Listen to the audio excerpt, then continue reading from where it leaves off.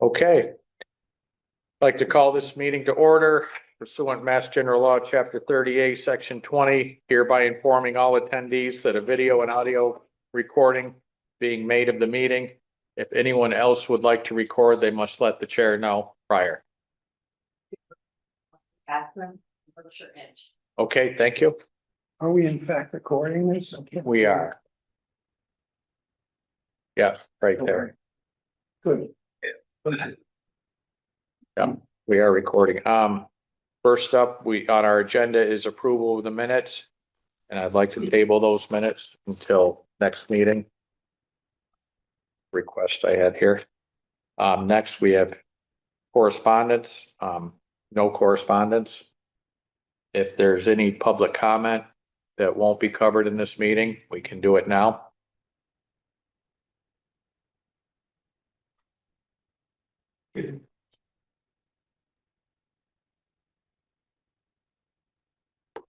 This is the worst mouse I've ever Just seen. let everybody in. Yeah, I just did. It's this. Yeah, that's why I put it on the paper. Any thought? Yeah.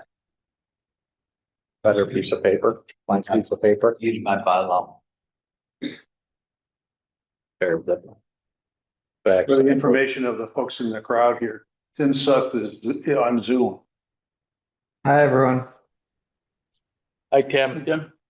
We're just hanging out till 6:15. Okay, Sounds good. yeah, no minutes. We tabled the minutes till next meeting and, no correspondence and no public comment. Judging by faces in the room, it looks like at least one person is wondering why we're going to wait 15 minutes. That was when we said we were going to continue the hearing until 6:15. If we knew what we knew now, we would have said we'll continue it to 6:01. We did say at 6:15. Unfortunately, we have nothing else on our agenda that we could jump to right now. Anybody want to make any general comments about zoning, subdivision regulations? A lot of stuff at the state level changing, by the way, if anybody noticed.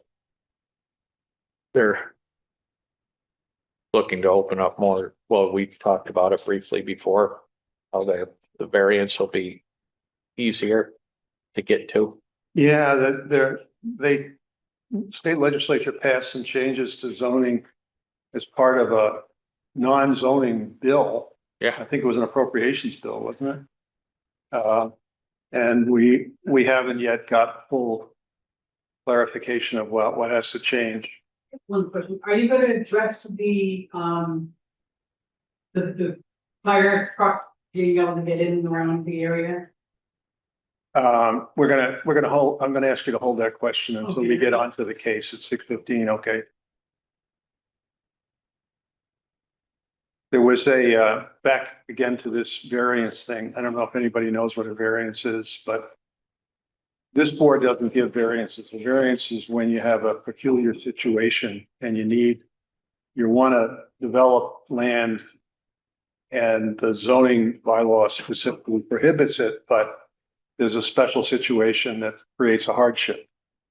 And so it's possible to go to the zoning board of appeals, which is a different board, and get a variance, which means you can go forward with your plan, even though it doesn't comply with zoning. And that's historically been very hard to get from that board because of the difficult standards that the law sets up for issuing a variance. And what we understand is that there's been some change in the law to that to make it easier to get a variance. So if you're a developer looking to get a variance, that's probably good news, although I can't be more specific. If you're a neighbor hoping to stop something next door, it's probably bad news. I think what the state's trying to do is open up as much land possible to housing, Yeah. especially with multifamily.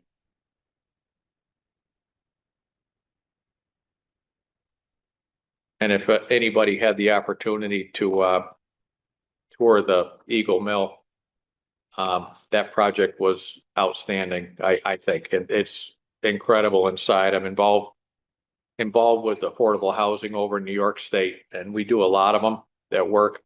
And they're usually very plain cookie cutter, basic bones places. And that one, that Eagle that they put together at Eagle Mill is just gorgeous. And I'm really proud that a lot of the legwork, the footwork to make that possible started at this board 12 years ago with the 40R adoption, the adaptive reuse. And without that, the funding wouldn't have been there. The zoning wouldn't have been there. So we got a win on, I think we got a win on that one. That was good. Here's hoping that phase 2 gets underway soon.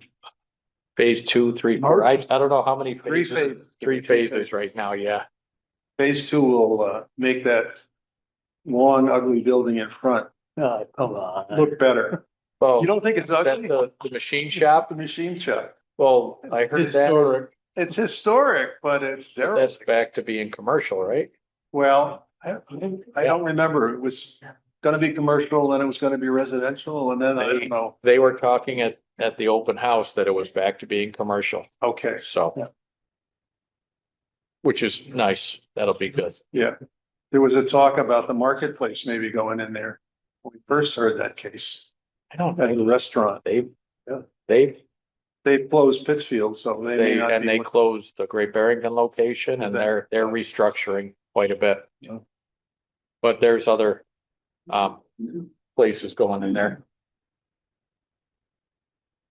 For those of you who just came in, we're waiting for the magic bell to ring at 6:15 so we can talk about the thing that brought you here. Rules are rules. If we start now, somebody would file a complaint to Boston, I'm sure. Just because they like doing that.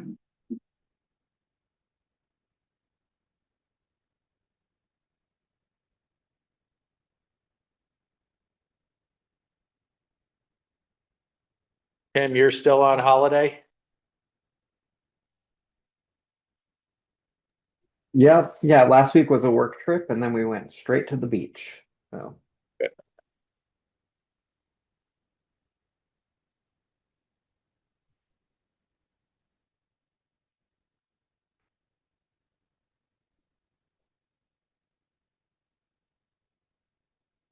Like the longest minute. It is. It's just a long 5 minutes. 6 minutes. Dan, did you get a email from Chris? So, I got the email. I didn't have a chance to look at it That's okay. because it went to spam. I've been having some work issues. But, I've got a I was copy. able to retrieve, photos and a video from that. Cause I was unable to be here last Monday. But, you know, I can look at it now. Got time. Absolutely.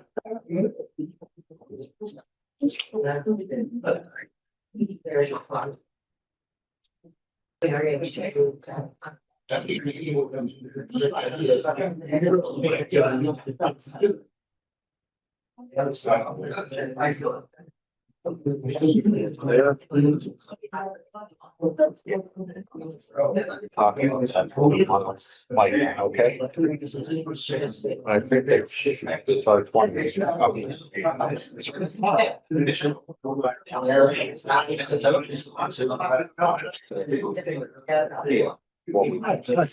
Yeah.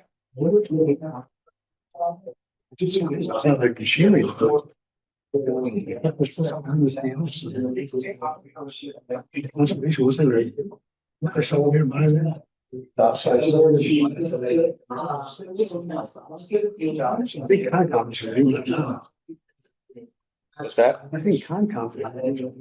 Okay. You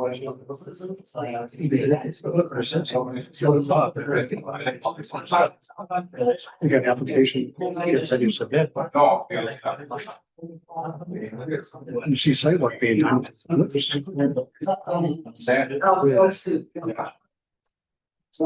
really need to put. So they get. Yeah. We're doing the parking lot, yeah. I gotta ask you. I was, I can say this loud, but, was it Berkshire Engineering that came in here and, by, Sharp Town, the old Berkshire sterile. We're talking about, Yeah, like, wow, that was, I know we mentioned something and like, but I looked over there today, I was going, holy, yeah, it's like full wall. And so I was like, what, are they gonna walk over the bridge? I guess so. Right? Here's the question, how they should have come back here. They talked to us about it, limit early.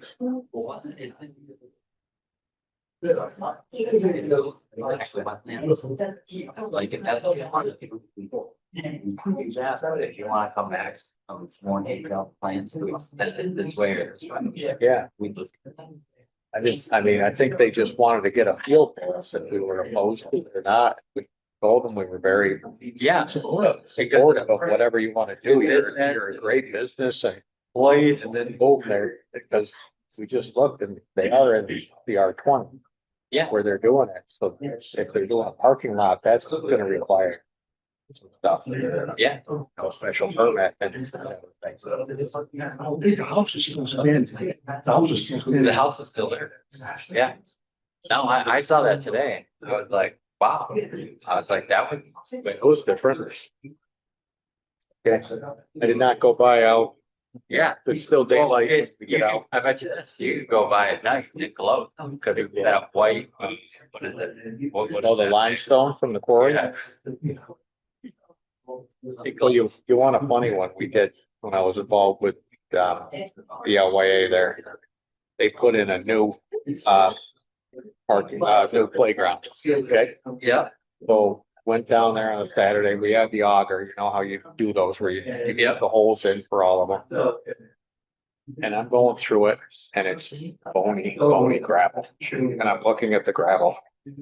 As a kid, I remember us hauling that stuff down there and it was a brutal Saturday trying to get through all that, get back to gravel. Yeah. Freaking gravel. Busted my ass on now. I remember back in the 70s as a kid, well, we I called hate to- in for that place. I hate to say this, thank you, because my son wound up down there for the rest of his time at the LYA. Yeah. And they actually opened up, they made like a bridge go over the brook there. Yeah. So the kids kind of do like nature walks and like, it's kind of nice. Any word on where they're moving to or what they're gonna do?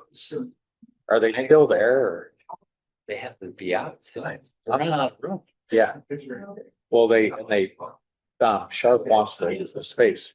So I'm on the CPA. It's not that for. And no, that's the youth. Well, I'll ask Dave. Is Dave involved on that I board? think he's on the board of the LYA. Ali was the president last Yeah. time. Yeah. I got 13 more minutes. Yeah. I know they were trying for a capital campaign at one point.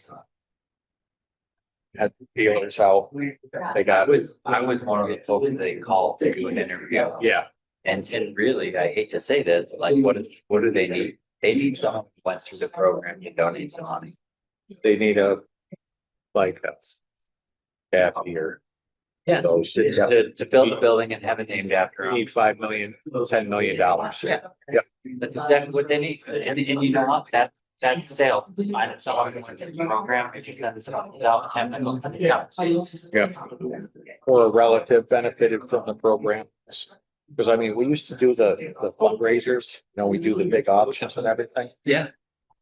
It's just tough because that traffic it wasn't like St. Mary's. St. Mary's auction, they were just throwing money at it. Yeah. It was a different demographic, so it was very difficult to get a lot of good donors, you know? They still got the 99 piece over here on Main Street. Yes, that's what they were working on, but they need. Did they had an opportunity. Not quite. No, I thought they did. And then we like a fire. No. So It wasn't. it wasn't. If that would have. Got it? Okay. Like to open the public hearing for, what is the address? 165. 165 Housatonic Street. Gentlemen, do you have new? First off, I'd like, anybody, I was not able to attend, but we did do the balloon, flew the balloons, and, I think everybody saw that impact and the height of that. Gave you, I saw video and pictures, and it gave you a good perception of what that height would be. And, I'll turn it over to you guys for what you've come up with for us. Jump in, or I guess I'll do first, and he's got the plan here. It was working on specifically the parking and trying to address the concerns of the board, the interpretation of the bylaw, and Mr. Blum's comments about suitable number of parking spots for the room. And so what Brian has addressed there is some additional spaces. Yeah, ultimately what we've come up with is 90 spots, which is 10 more than we had previously, just by reincorporating some of the areas around the building. We had parallel parking along the southern line, so we turned those 90 degrees and gained about 5 or 6 spots there. Pushed back the sidewalk adjacent to the building so that we have a lane through here. Couple more over here, which was green space. And we tried to prioritize that again away from the river, but we fit another 10 spaces. That's, I think, maximum that's possible. On the site, the way we have it, there's some obviously changes in impervious surface and things like that that need to be worked out, that are additional by doing that. But this is just a draft sort of present. We can fit 90 spaces.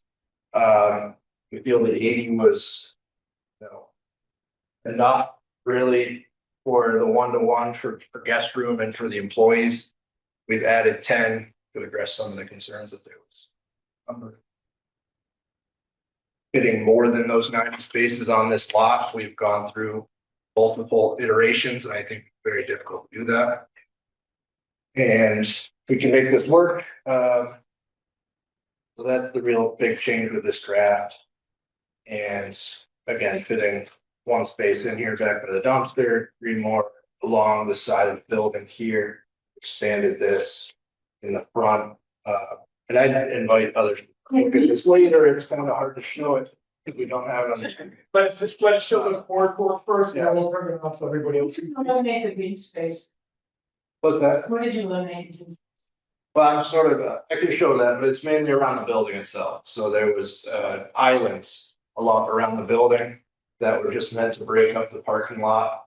And we put in some more parking spaces where those were, and along the southern boundary of the parcel as well, pushing the sidewalk back. And again, so this is just a draft. That's what we've done there.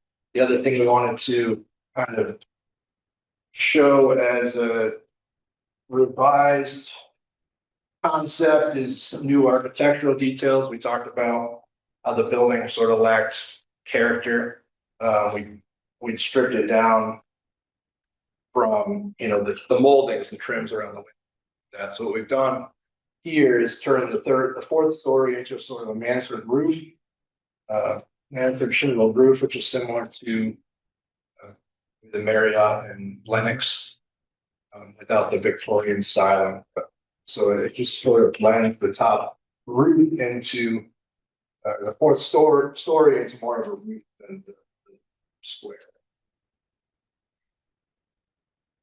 We've also put some more trim along that top edge of the brick detail. If there's more questions on that, we do have marked. Yeah, good thing. So those are, I think, the main things that we presented that have changed. Again, they're just drafts. But we still awaiting submission of all of this revisions to the stormwater reviewer. Then he would go through that. Fine. Issue that. But we're looking, I guess, for your feedback on that. Yeah. That's true. I think it addresses what. I hate Can we spin this? to, I hate to have you go through it again, but can you do it for the audience in the room?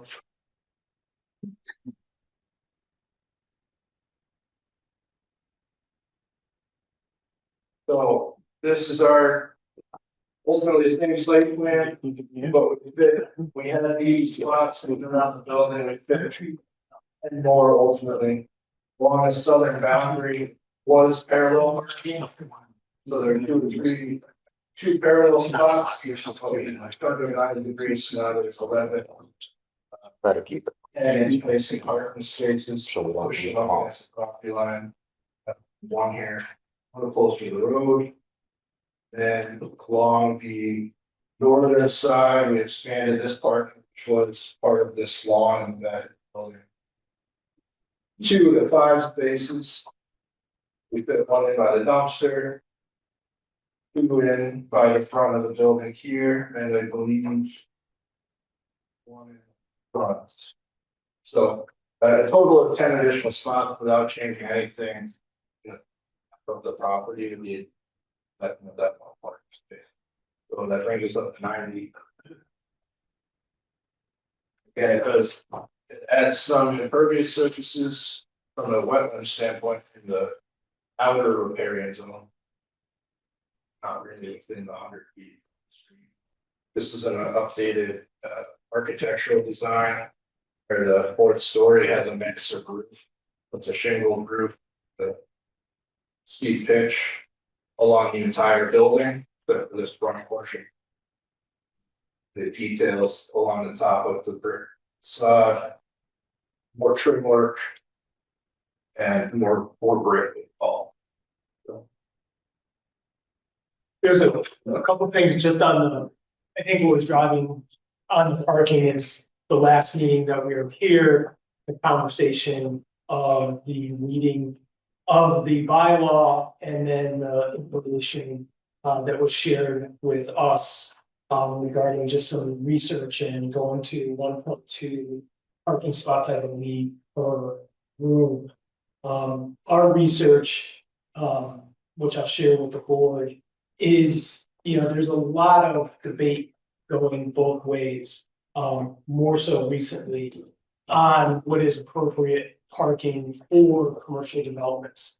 There's a debate in architects, engineers, landscape architects about the idea of overparking and the negative impacts that overparking facilities has on the environment, on the community, on taking space away that could be put into more productive use, and the traveling trends and uses of vehicles by the traveling public.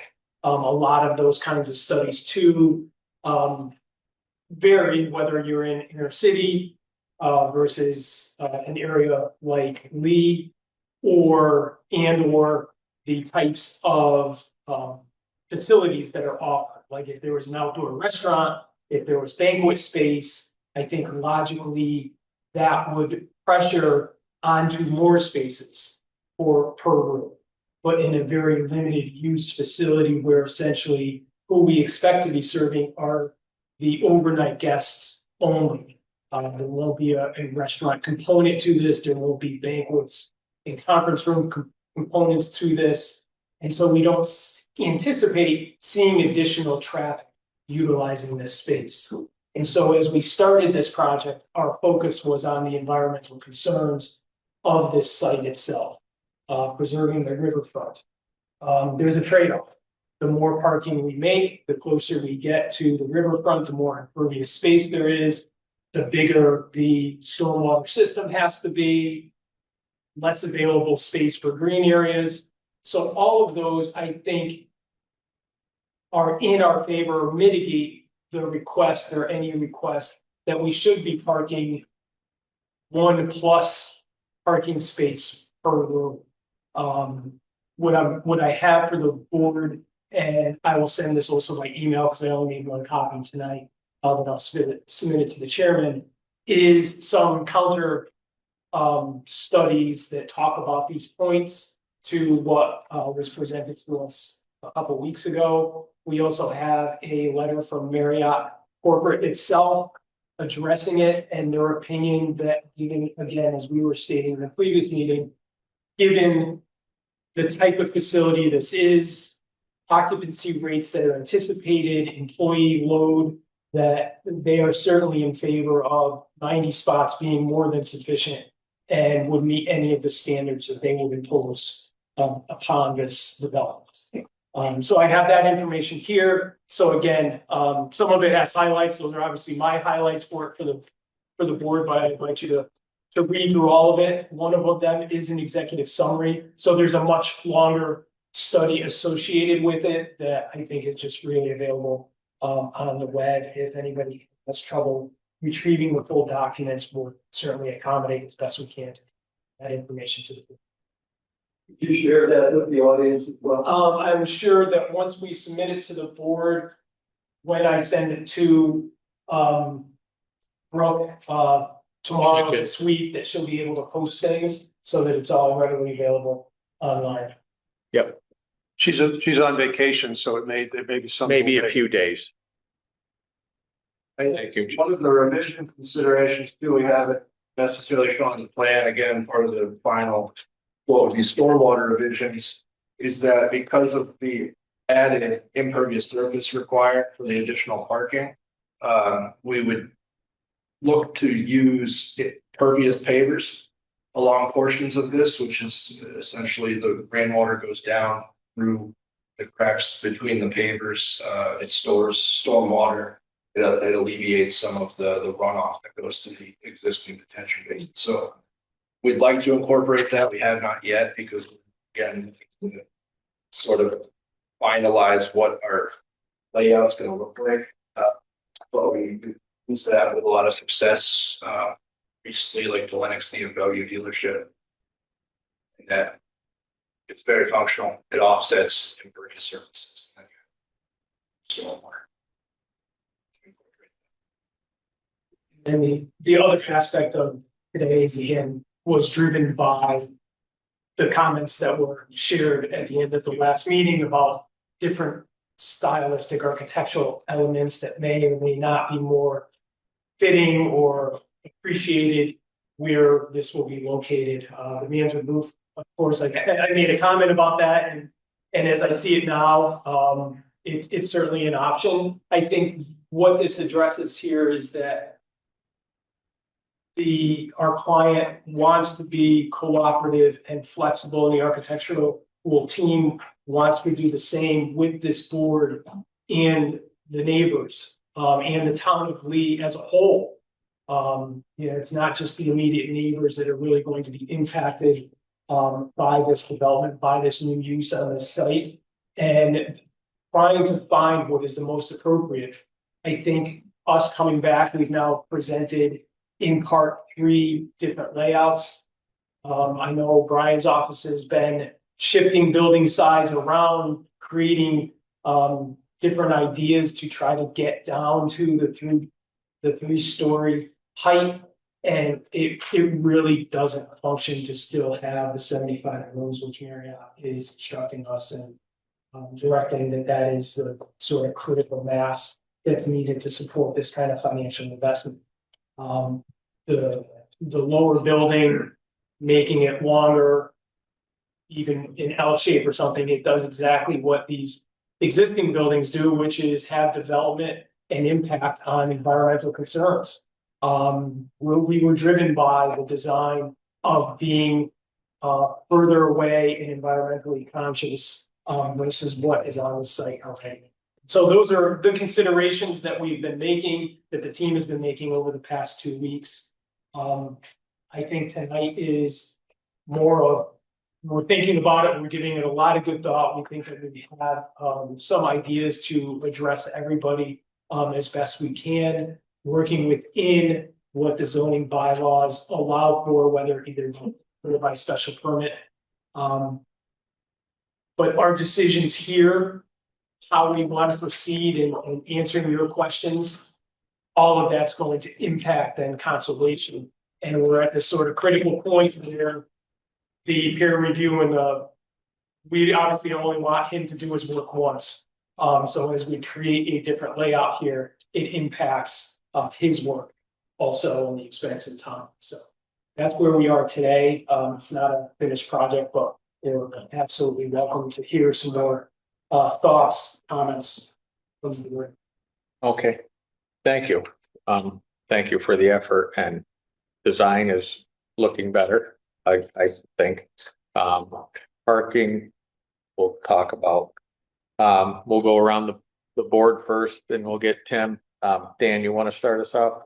You know, Buck, I'm gonna kind of just let you guys slide with this one, Okay. you know, at this point. Although I do have one question. Does the Marriott, you know, us being located to the turnpike, and I know with the additional 90 parking space, what happens with like a 16 or an 18 wheeler on the over? That's a what if, but do they say no to that? Or do they park it out back? I just, Well, I think you either had the option, they've got multiple spots, which isn't desirable, but ultimately they go elsewhere. There's yeah. parking as general.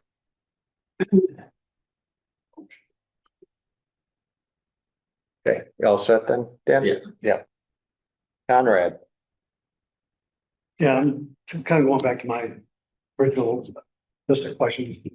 A lot of the stuff you guys addressed last time. I'm just gonna highlight just briefly some of the issues that I still have a question on. I'm not gonna go through them all, just quickly. Regarding the just a sec. Can you guys hear him okay, or we're good? Okay. So regarding the proposed 4-story versus a 3-story alternative, you talked about that. I think we asked you guys at one point, you know, had you guys looked at perhaps blending the other property to the side, the southerly property, into with this one here and see if that could be an alternative. You guys indicated that you had no interest in utilizing that other piece. I kind of looked at it myself. I do this for a living also. I looked at it to see what would happen if we did blend it with the Pilgrim. It comes down to a 4-story building at 175 feet long versus a 15,000 square foot footprint on a 3-story building. It comes out to like 230 feet long. You've got a 30-foot easement benefiting the town for a sewer easement that you can't build over. The long and short of it is, there is nothing you can do on this property, even if you blend the southerly piece with a Pilgrim, that will get a 3-story, 15,000 square foot footprint to work. So I think the long and short of it is that's not even an option. This is either gonna have to be a 4-story, 75 room unit. It can't be a 3-story, 75 unit. You've got the brook that comes across diagonally across the back. You got the sewer easement. Okay, we get it. That can't be done. With regard to the parking issues, it was our understanding that the 2-story building to the south is currently owned by the applicant, and it looks like you got the tenants in there currently residing there now. Parking is going to be shared. I think we also mentioned you guys got to describe what you're going to do with that parking for that other building. If you're not going to blend the two buildings. It sounded like the applicant, the owner, implied last time on the Zoom meeting that you seem to be somewhat flexible to possibly use that building for, if not for expanded footprint, but for additional parking. I guess we want to know at this point, is he still open to doing that? So I can address that a little bit. We've maintained access to the existing 2 or 3 parking spaces that are there. By easement, yeah. At this point, provide additional parking for that lot. We'd be looking at putting more parking spaces in the back of that lot within the riverfront, very close to the stream. it's possible, certainly, but it's, it's trying to share with the abutting lot by providing as many parking spaces as possible without getting rid of that lawn that's there now, making surface right in the riverfront. The considerations that they have an existing parking arrangement or easement. So that would be maintained by having that arrangement between two abutting lots. I believe there's a reduction in requirements, at least for that building. Okay, so, Providing 10 more for the hotel. Is it shared with the house? Potentially, provided as many as logically plausible. okay, so I guess we bet around the whole idea of what the interpretation of the parking was. And it just seems like under 199 8.3 off-street parking, unless otherwise specified, set forth herein, approved by the planning board, required parking facilities shall contain not less than minimum areas set forth below. Under G, it does say, and you're aware of it, motels, hotels, lodging houses, boarding houses, and hospitals, 200 square feet for each guest or patient accommodated, plus a 200 square feet for each employee. It seems like the applicant's interpretation of this is, you've got 75 rooms, one space should go for the one space per room, which is not what the code says. The code says it's based on number of guests. And I mean, we can bat it around, but when you got one bed or you got two queens, you could either have one person there, two people in there. You have a family of four in there. So if you're going on the strict application of the code, the bylaw, the guest feature of this is what we have to go along with on this. So if you're trying to say that you can go with one space per room, and then you're also representing that you have 5 employees per shift, and that's where the 80 came from, I think we still got a problem with that interpretation. To the point where we even said it at one point, we really should be looking at the 1.2, the 1.3, bringing it into somewhere in the 90 to 100 space realm for this particular use. And again, when you start dealing with the southerly property, you can't have common parking between the two of them. I just, you can't have that building over there and have common parking with that. Just for last, I laid out a couple things here. Trying to see if we can make this thing work. I took your building, your southerly property there, and just laid out a couple thoughts on utilize that space for additional parking. Also realizing that, we still got this problem with the 20-foot aisles. It just seems like in order to make this what we're doing is we're trying to put a 46,000 square foot building on a 3-acre piece of property with constraints of a brook that goes diagonally across the property. You can't. It'd be great if you could use the entire parcel. You just can't. So the brook is a problem. The 30-foot sewer easement is a problem. We still feel that some accommodation should be made to at least take that property and expand the parking capabilities, to it. With regard to, Can I interrupt you just so we stay on that topic for a second? Yes. What is the mechanism of how you would like us and the board, again, in this process here, to address the parking numbers? If it's interesting in that, and I haven't done the research, but I will, to look back at when we created that parking standard, because it just seems at odds with many towns. I don't want to say every, right? So many the towns. 1972 code, that's the problem. Yeah, it's true, it is. In talking about how many parking spaces, I think to say one parking space for each occupant of a hotel room.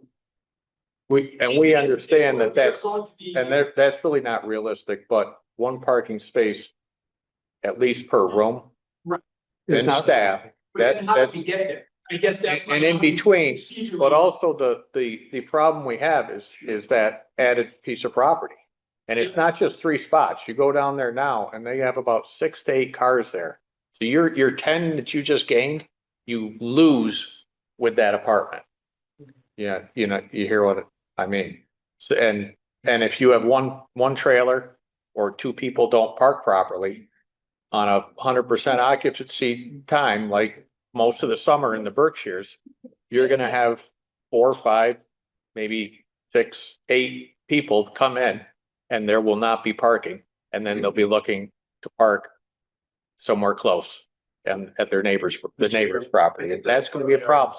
With the letter from Marriott too, is that in all their experience, they find that 1-to-1 is sufficient guest occupancy. If you're talking about an occupancy rate that's the average that you guys have represented before. But again, you gotta work off the seasonal peak. And seasonal peak is, I mean, that's where we're at right now, so we have to deal with the seasonal peak, we can't deal with the average. Yeah. And I think what we're saying here is the planning board, by virtue of the site plan approval and special permit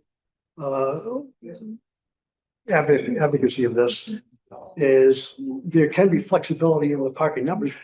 I don't think any of us can agree with that, the way the code reads, but that's what the code reads, so we have to deal with it. So there's gotta be some flexibility, we think we can be flexible with it. And this is just me talking, I think we gotta be talking somewhere in the, 95 to 100 parking spot count for this particular number of rooms on this particular piece of property, given what we got to deal with. So we're trying to find some way of, we'll talk about architecture, we'll talk about a bunch of other things here. That's just one of the areas I think we still got a problem with. We're just trying to find some way of doing it. And that was a suggestion that maybe that's a way of doing it. And I guess what I heard when the gentleman was on the screen, on the Zoom, that he seemed to imply there might have been some flexibility that he may give that up to benefit the project or save the project. So this is just me talking. So I mean, this is just a thought. Peter has a comment from here. It was just, Yeah, no, we understand completely the comment. I was more directing, and I think you answered it in just a minute ago, that the board feels that it has the flexibility of interpretation. We're presenting a narrative where we're advocating for a lesser number, and the board as a whole may advocate for a higher number, but even within that, you feel that within this process that we're in right now, the special permit site plan approval, that there's that way to come to a final decision. That's all. yeah, there's a method of doing it. Yeah. We're just trying to find what that is. We're trying to refine it. We're trying to massage it. We don't know where it is. I think what we're saying is 80 cars or even 90 cars is probably not going to cut it. It's got to be something north of that. And you can't do it with the Pilgrim piece by itself. If you're going to do it, you really got to blend it with the other piece.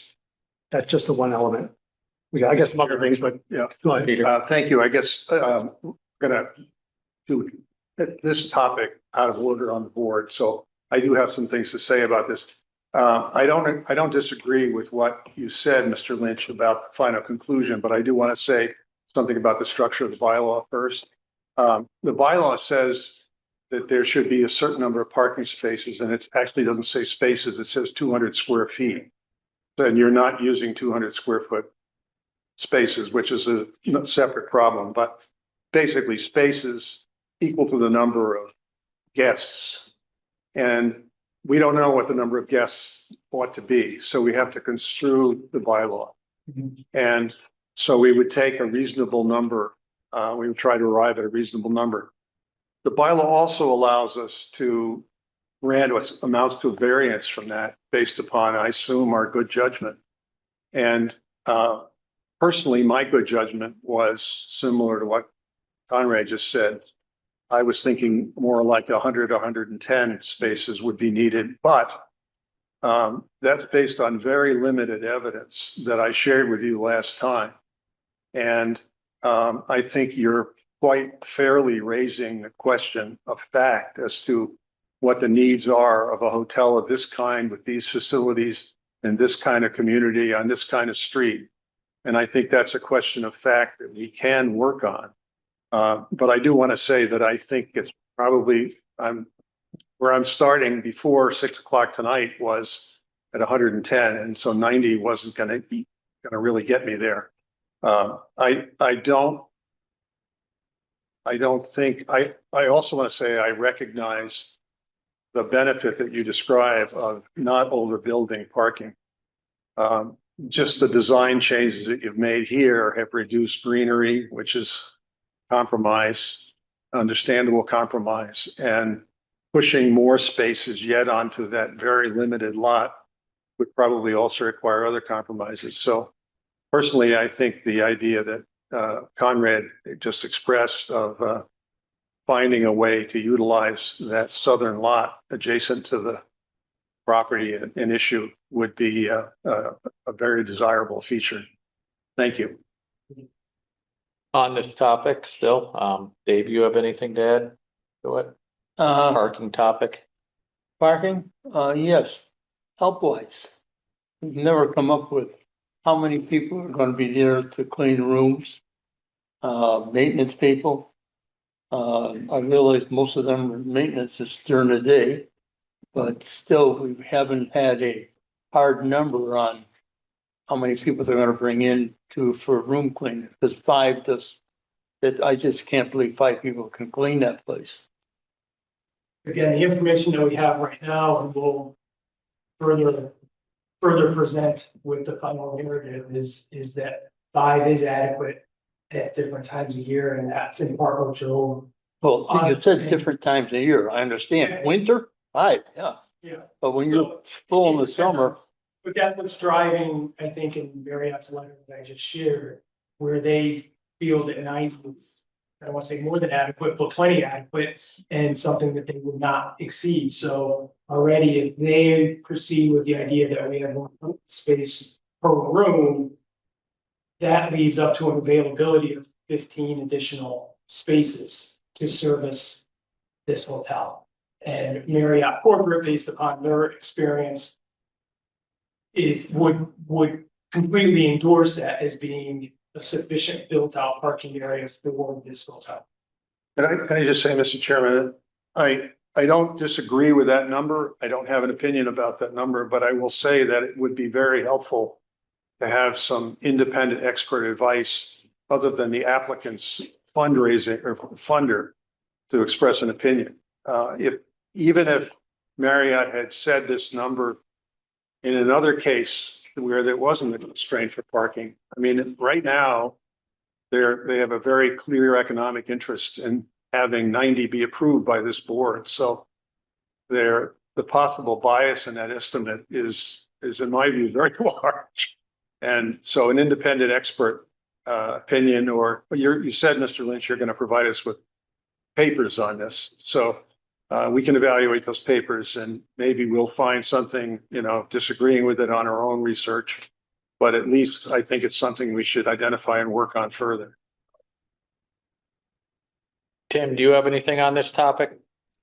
The parking? Yeah, so Mr. Lynch, if you can submit those research papers, but particularly I think we need to focus on the use case of a hotel in an area with low public transit options that's directly off a highway. That's what we're looking at here. That's why we're so concerned about the parking. And like others said, this is an issue of people come, they don't have a parking space there, and then where are they going to go? They're going to try to go to abutting properties and use up those parking spaces, and that's not something that we can allow. My second question is, last time we spoke about needing a special permit for parking in the front setback off in the CBC. And so are you submitting a special permit application for that?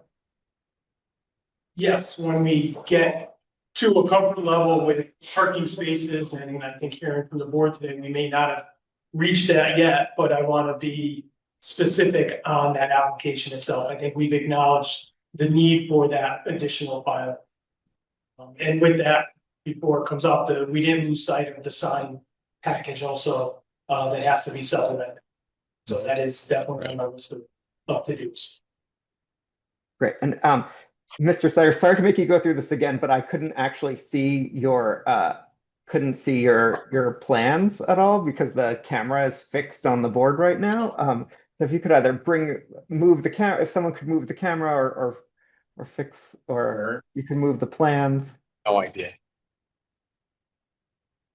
that it? I don't know where you're gonna be able to see it. Is the TV or the? Small. Okay, I can see it now. But also will be, you know, we can submit this to Brooke where it can be on the screen A digital, we could get that. digitally. Sure. Yeah, It sounds like we're still revising it too. okay. As best as you can see that the additional parking really is along the southern side where we turn the parallel parking to head-in parking, along the front of the building and the side of the building. Excuse me. We're still here. So additional parking in front of the building, along the side where it was, additional sidewalk and green space, one more by the dumpster, so. Just Okay, and fitting so- the existing footprint. And so is there still, building. is that still an island that I'm seeing right off the, I guess that would be the north corner? The other corner. There's a small island here, yep. Okay, and is that, so have you updated your landscape designs to account for the reduction in green space at all? I have not. Okay, And again, it's really, we haven't really touched anything along the river bank. It would be the frontage and around the building. and is there any reduction in the landscaping strip along the frontage? It looks like no, it looks like that's the same. Only to accommodate this one parking space in Okay. the southwest corner. But And so that's that where would get rid of the transformer was. lilac, right? Well, that was where the transformer was proposed. We moved the transformer up next to the building, so there's no question of it being in any sightlines. Okay, great. And so there, but you wouldn't have the Oh, we wouldn't. Japanese lilac tree or whatever you end up deciding on that one. Okay. We'll switch it out, but we will issue a revised planting plan. Okay, great. Because I know we had some concerns last time about the particular tree species and making sure that they were salt resistant. Correct. And that they Yeah. were appropriately sized so as not to damage the sidewalk. We certainly noted that. And do you mind the, for the architectural design? I also didn't have a chance to see that. I know. Yeah, not sure how visible it really is, but. Oh yeah, that's difficult to see even. So the real change is that the fourth floor is now. There's the mansard roof. Yeah. More brick, more trim around the windows and the edges of the building. So is the goal to have it more look like And also a the- brick facade with, instead of looking, Yes, but like a largely brick facade with intermittent siding coloring or, yeah, instead of a stucco pattern, it's now a regular siding as well. okay, So it's all textured, ephes siding. okay. Or a clapboard style. It's a clad board, but it's patterned to look brick or siding Yeah, gotcha, rather than the bare stucco. gotcha. Okay, that's it for me. All set, Tim? Yep. Dan, you were all set? Yep. Okay. Yeah, a couple Moving more. on, Just quick, Conrad, just a couple more. still on the Yeah, parking? just a couple Okay. things. Well, not regarding the parking. The foresight plan, we originally had, I've been harping about this 20-foot aisle width. The aisle width still 20 feet, As it stands. okay. I hate this, The real consideration in making that aisle with wider would be moving the building toward the road. Which is possible because the front parking area is wide, so we'd be moving the building 4 to 5 feet. Making the aisle with wider. Again, adding more impervious surface. So that was our initial design based on minimizing impervious surfaces in the riverfront. And so we use the minimum, which is 20 feet aisle widths, and then the 9 by 18 and a half. The minimum is 8 by 18. I've done this for almost 27 years. I've never had a 20-foot element on any layouts I've ever done. You get a copy of that? Just giving him one. You know, what the, Really clear. yeah, that's just 7 published exhibits from parking lot designs. I looked and I looked, I can't find a 20-foot wide aisle in any published design. Everything is 24 feet. I could give you some examples there. Astro Green Book. The mass standards. Minimum. Maybe for a road. What is this one? No, I do, I got 7 different ones. I agree, 24 is preferred, but coming from our design considerations in terms of asphalt area, we use the minimums that are published. For a 90-degree perpendicular opposing parking spots. 20 foot, 9. I can provide the reference, but I still think we can consider widening it again. The consideration would be moving the building, but it's nowhere near the front setback, so we have space to do that. There's special permits here and then there's site plan approval. From my perspective, under site plan approval, I will not accept anything less than 20-foot aisle. I can't. Done commercial properties up and down the East Coast, out west. I got 4 of them under construction now out in Denver. I have never, ever had anything less than 24, 25 is usually what we're trying to do. Travel plazas, hotels, I've done hotels. Never, I can't go with 20 feet. That's just my thing. Just to move on here quickly. I think we asked at one point, what's the anticipated construction cost on this development? Don't have that numbers. Yeah, we asked about it, a month ago. Yeah. The developer has got to have a number. You don't get this far into engineering and permitting. They do their pro formas, they have a construction number already figured out what goes in. When you got a 46,000 square foot, even at $400 a foot, whatever the hell it's gonna be. I mean, we're talking about something that's in the 16 to $20 million range. Are you asking us to confirm that, or are they confirming it's higher? It's not my job. It's not my job. I want to know, I'm also on the Board of Assessors. I want to know what the anticipated construction cost is going to be for this build. This is a substantial build. It's something that the town would have an interest in knowing. And I think it's easily known. The developer knows what that number is. He's had to do his pro formas. He's got to have that information. Hi, good evening. This is Ibrahim, the developer on the call. You just inquired about the construction costs on this project. Yeah. I understand it's a concern of the town. Obviously, the construction cost is dependent on our design, which is what we're going through. But I can confirm that the construction, the investment of this development will be north of, about 20 million or so. North of 20 million? But just about. All right, Thank you. I can live with that. Can I ask what is the purpose of that information? I'm on the Board of Assessors. If you got a development coming into town and there's going to be a significant investment in the town, we'd like to know what that investment is going to be. It's going to affect our tax assessment. There's rooms tax, which that's another Correct. subject altogether. But there's a financial aspect of this kind of a development, and we do that with all our developments. We had a 69-unit apartment building last year we were dealing with.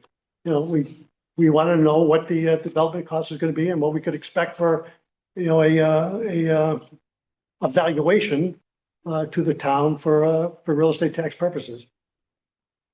I think we've been in communications with the assessor's office, and they did put together, actually, Doris, they've been looking at this. It seems pretty critically. And so with the email that I'll send to Brooke tomorrow with this material, I'll also forward what we received from your own assessor's office. They talked about the room tax. They talked about the anticipated construction costs. The assessors went to the extent to look at similar builds, similar developed properties, and came up with sort of a pro forma of the benefit that the town may expect on building permit applications, all the way to when we're in operation and the anticipated numbers that we provided regarding rooms. So we do have that information built in. Again, our concentration today was trying to address the parking and the site planning so we can get that to the next step through conservation. Yeah, it's just a question I had over a month ago. Yeah. I never I got it. understand. Yeah. I completely understand. I understand the question, although that is subject to change again based on the design and essentially what we what you guys ultimately approve. One thing I also wanted to inquire about going back to the parking spaces, and this is just a preliminary thought that my design team and I that we will have to engage. If you guys would potentially consider a room count reduction and how that would play into account for the parking spaces. For example, if we were to stick with the 90 parking spaces that we are presenting right now, but we reduce the room count, would that be considerably favorable? Would that get us a 3-story structure, or it's still a 4? I can't answer that entirely right now. We did also put our design team did explore the 3-story count option, but I'm not sure if 70 keys would, 70 keys is the room count that I'm considering, would fit within 3 stories on this 165 Houstonic Street lot. This would go a long way if this could get down to a 3-story profile. Fair, and I agree. We have no concern. We would love to develop a 3-story building rather than 4. It's just difficult to kind of get the room count that we're looking at a 3-story building. So considering the new design that we are presenting right now, it is a 4-story, but I would be happy to consider a room count reduction. While we have you, sir, would you consider, or let me ask, how important is the swimming pool to the project? Swimming pool is not entirely critical. It is an attractive amenity for guests in this area, especially during the summertime, and especially taking into account that a lot of hotels in the market do not offer a swimming pool. If that is something that you guys would want me to eliminate, I'll be happy to look into that as well. This is Blum talking, just me. I'm not asking to eliminate the swimming pool, but I'm looking for ways to reduce the building's impact on the neighborhood. And 3 stories without a swimming pool might allow you to have closer to your desired room count. Fair. It's more about the footprint, from my understanding. The footprint would remain the same of the building. It's not entirely about what would be inside of the hotel. Taking away the swimming pool would probably enhance our room count, actually, but the footprint would remain the same.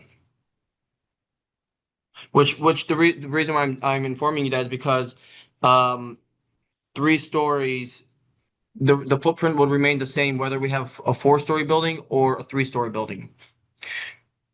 Yeah, so I guess what I'm asking you to do is to evaluate 3 stories, same footprint, no swimming pool. See if that works for you. Absolutely. And that would help your parking ratio as well. It would. If the room count were smaller, it would help. Room count. So if they But make the- a smaller room count, does that mean they add like a banquet hall or a conference area? No, Take no. out the pool, they add rooms. Take up. The hotel would only consist of guest rooms and a lobby, obviously, and common spaces with a breakfast area. Thank you. But I wanted to just get a little bit of a preview of what your guys' initial thoughts would be on a room reduction, since we're on the topic of parking. Well, again, this is Blum speaking only for myself, but the biggest tension I see in this project is between the desired room count of 75 and the limited area you have to work with on what is admittedly a sizable lot, but that is constrained by Barnes Brook and a hillside. And so the tension is between your available work area and the room count. So the parking problem arises from the room count. We're going to be discussing further with Mr. Lynch and your client, his client, what the appropriate ratio is between parking and room count. And so that's still an open question, but Yep. reduced room count would greatly reduce the tension between the lot's inadequacy and the desire for having a successful hotel. I understand. And I understand all of your guys' concerns, including Tim's about the limited access to public transport. So we understand that. We will definitely take a look into that, what we can do. The shared parking with the other property is still an issue, no matter what. That's a wild card as to how many people are in that. And it just seems potentially problematic. Tell you the truth, with that other property to the south. Okay, Conrad, I think we're had enough of the parking. Any other comments on that? Conrad, do you have any other comments on? I got other stuff, but that part's gotta get resolved.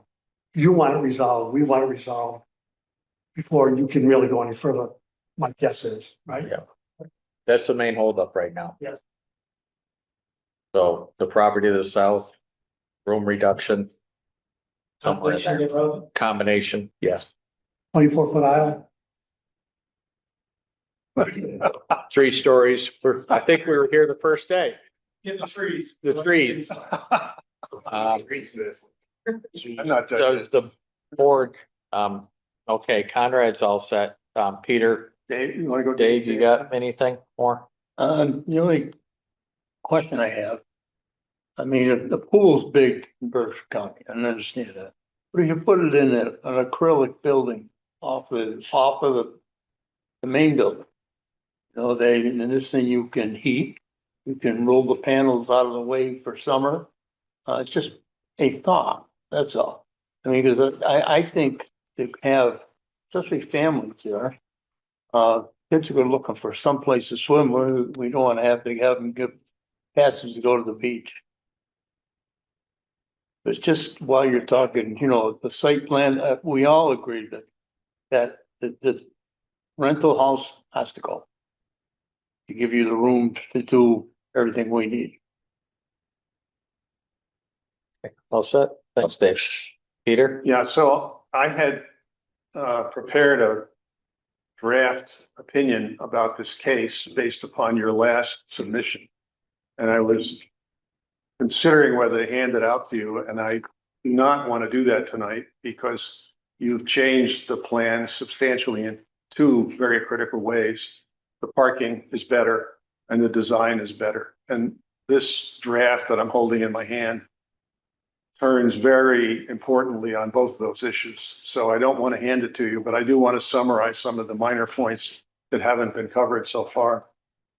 We've talked about my view of how the statute works on parking and how we have to construe the bylaw, but we also have the right to, in our discretion, allow for less. We're going to have basically a guy will be experts on that between your number and I don't know who else is going to present anything. The 5 findings required of us. The first one is 2 things. Actually, it's 2 parts. One is that the structure is in compliance with all provisions and requirements of the chapter. And parking is the only issue I see there. We've already talked about that completely. The second half of the first criterion is that the structure is in harmony with the general intent and purpose of zoning. And there is a lot of language in the CBC bylaw, the CBC zone bylaw, about how basically we should only gradually increase the usage in this area and not in a way that disrupts its traditional character. I've done a survey personally of Housatonic Street. And pretty much the properties that are south of the Pilgrim Inn are commercial mostly, but 1-story commercial. And so 4 stories is a big jump. And across the street, there are 3 properties approximately across the street. There's 2 motels and a restaurant that looks like it could be in an old-fashioned 2-story house. So the 2 motels, one of them is 2-story, one of them is 1.5. It's partly 1, partly 2. So again, 4 is a big increase. North of the property, it's predominantly on Housatonic Street, residential, 2-story, older, sometimes multifamily. So the 4 floors are a big jump, a very big jump. And it's hard for me to get to where it complies with that language in the CBC zoning district purposes.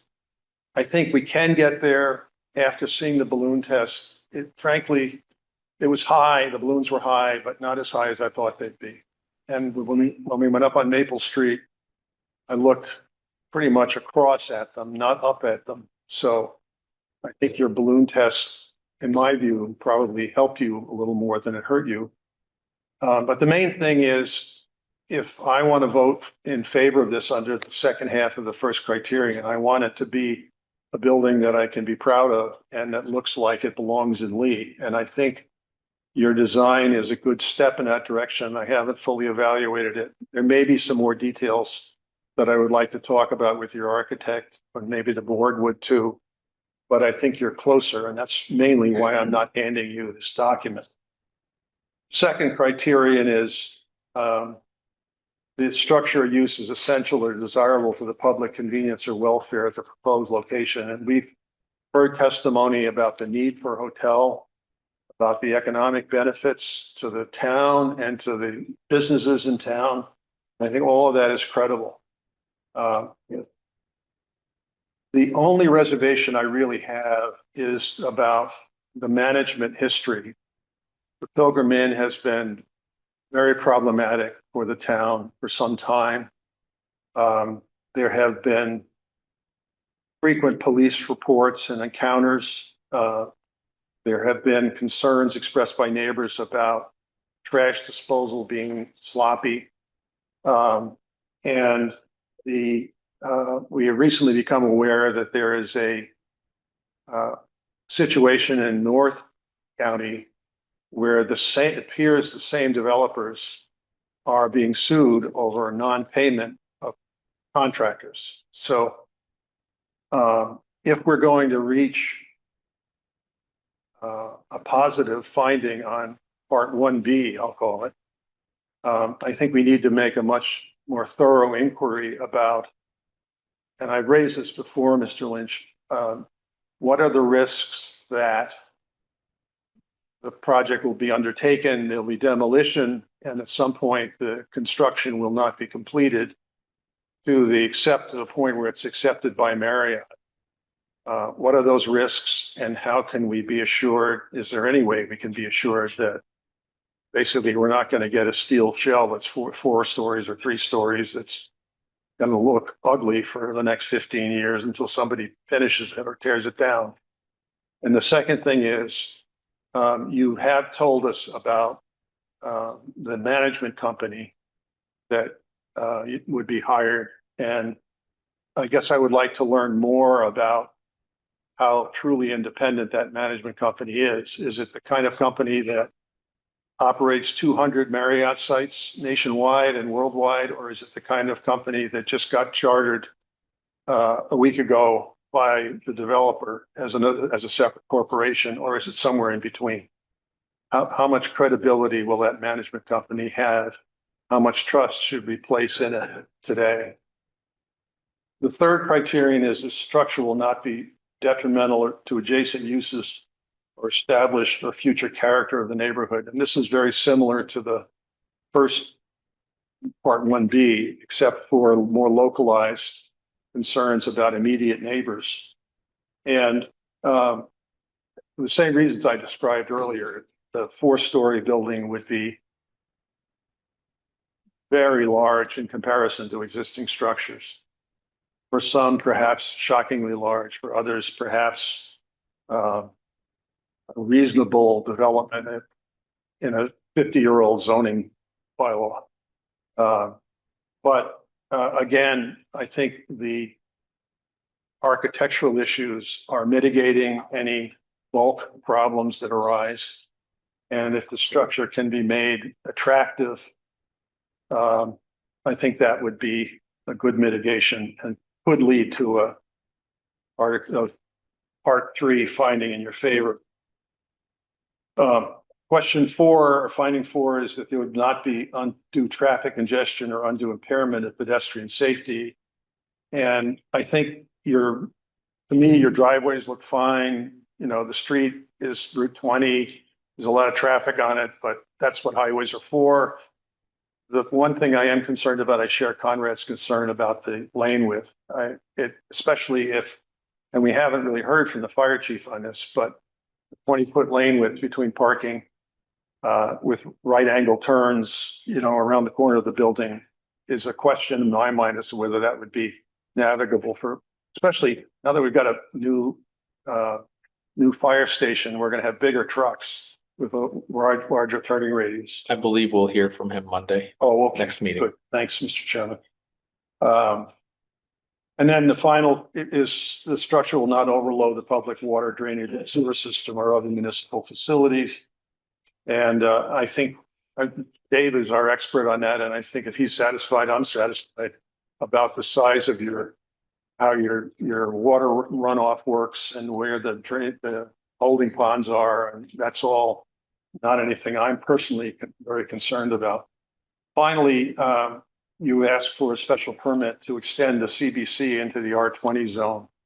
And as I questioned you earlier on this, I don't see the need for that. And so I'm not inclined to vote yes on it, only because I can't really foresee what the long-term effects would be of having CBC zone with a dogleg in it and what that might mean in terms of future development. If it's not necessary, I'm inclined to just reserve and say no. That's it. Thank you, Mr. Chairman. Thank you. Thank you, Peter. Anything else from the board? Oh, Tim. No, I'm good. I think Peter was pretty thorough there, so. Oh, I'm sorry, I missed. Oh, I'm done. Oh, sorry. Yeah. Anything from you, Tim? Nope, I'm good. Okay, thank you. Yep. Anyone in the public have any more comments that we really haven't heard? Come on up, Marilyn.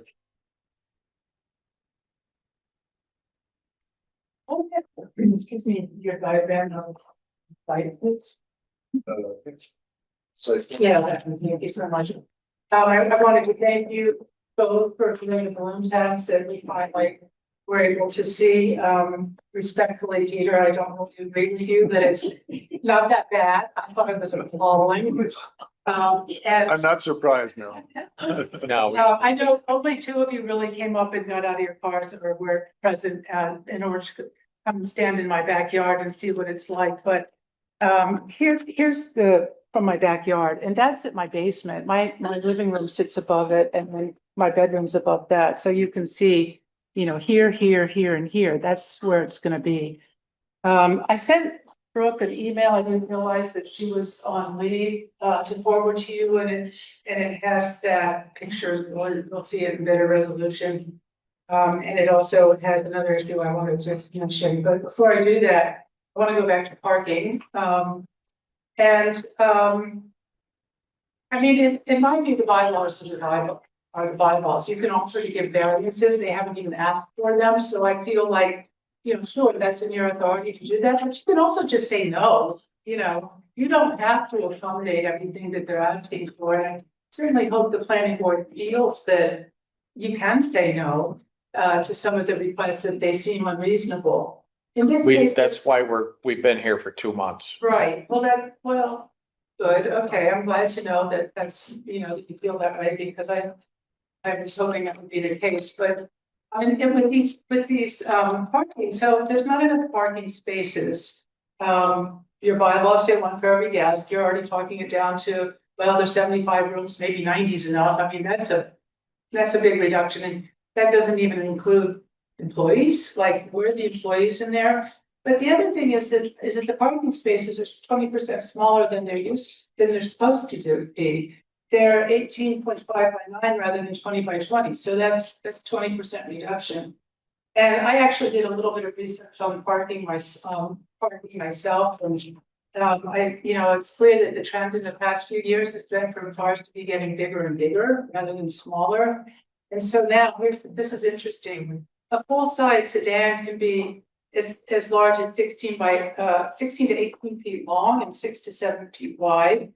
SUVs can get 18.5 feet long, up to 7 feet wide, and a pickup truck can be 20.5 feet long and 7 feet wide. These are cars that people are buying. So how in the world, if you've got a 20-foot pickup truck getting into this car and into this space, and this is only 20 feet, how's it going to get out of the space? Hey, how's it going to maneuver? You don't even have angled parking. And so, there's not enough room for cars to get in and out of it, given the size of cars today. So I think that that's an issue that needs to be addressed in addition to the number of spaces and where they're located and all that kind of stuff. Is this even navigable given the size of cars today? And then, what about campers and truckers and other oversized vehicles? It's not just the 16 to 18 foot. With all due respect, you were listening to our discussion, right? And Yeah, we were touching on all of these points, so we're very aware. I heard you, Conrad. Yeah. I just wanted to elaborate it. I wasn't listening to every word too, but I just felt like it needs to be, it's not just the term radiuses, it's like, how are people going to get in and out of the parking spaces? The 20-foot aisle, that's what that is the issue. Well, I heard it. Yeah. Fine, you're right. Yeah. Okay. He's talking about the parking space size themselves. Itself, Yeah. true. I mean, some of the cars aren't even gonna fit into the parking space if someone brings one of these huge, big trucks in and so forth. That's the point. I didn't really hear that mentioned, but you're Yeah. right. I'm probably wasting your time, but. No, you're not at all. No, just we are aware. Yes, we do. Okay.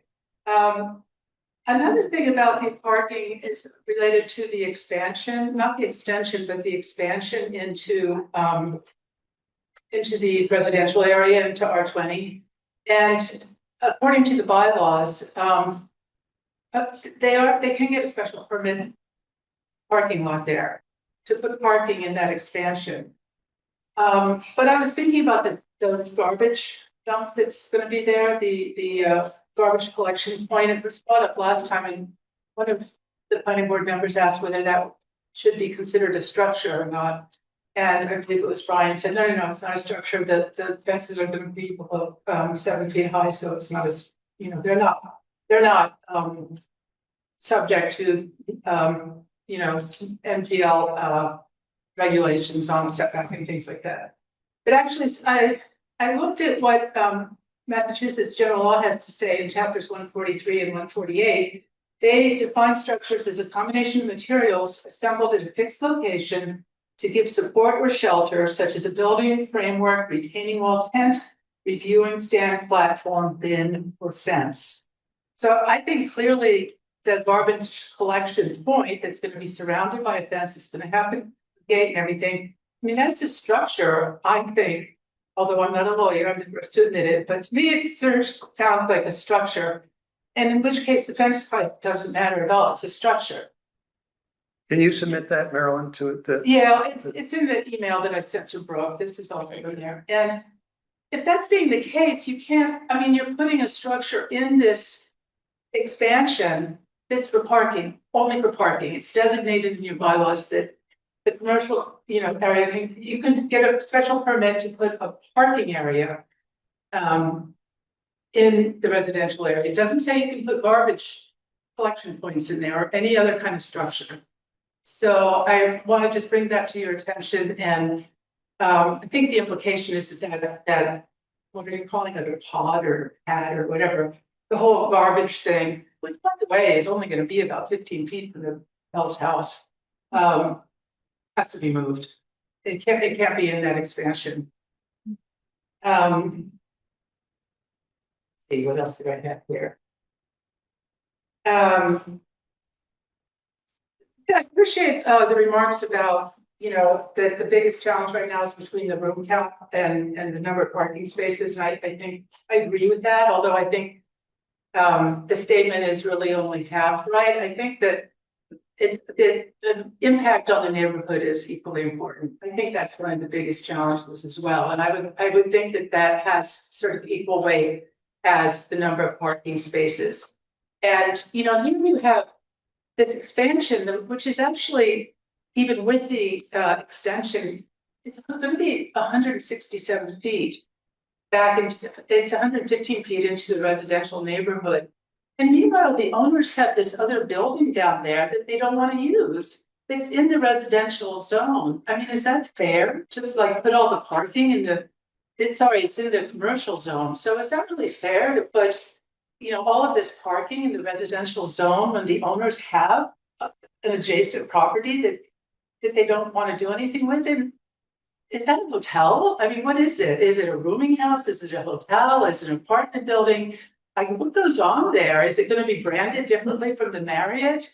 Does anyone know? Is it part of the Pilgrim Inn? Does it ever get inspected? I've heard various things about what's happening there. They're all different, but they're none of them very wholesome.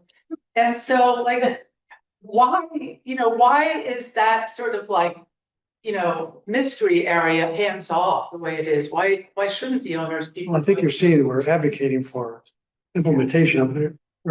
Exactly, but I wanted to say that in terms of fairness, why should the residential area have to have a big parking area? That's sort of another aspect of it. And so I hope you bear that in mind too. And then finally, the issue of lights. I mean, that's one of the ways in which I think the hotel is going to have a really detrimental impact on the neighbors around us, because I can't figure out how to read the lighting plan, but I know that right now the plan is to have the lights up on 20-foot high poles. And do you know how many there's going to be? A lot, right? I mean, it's going to be very brightly lit.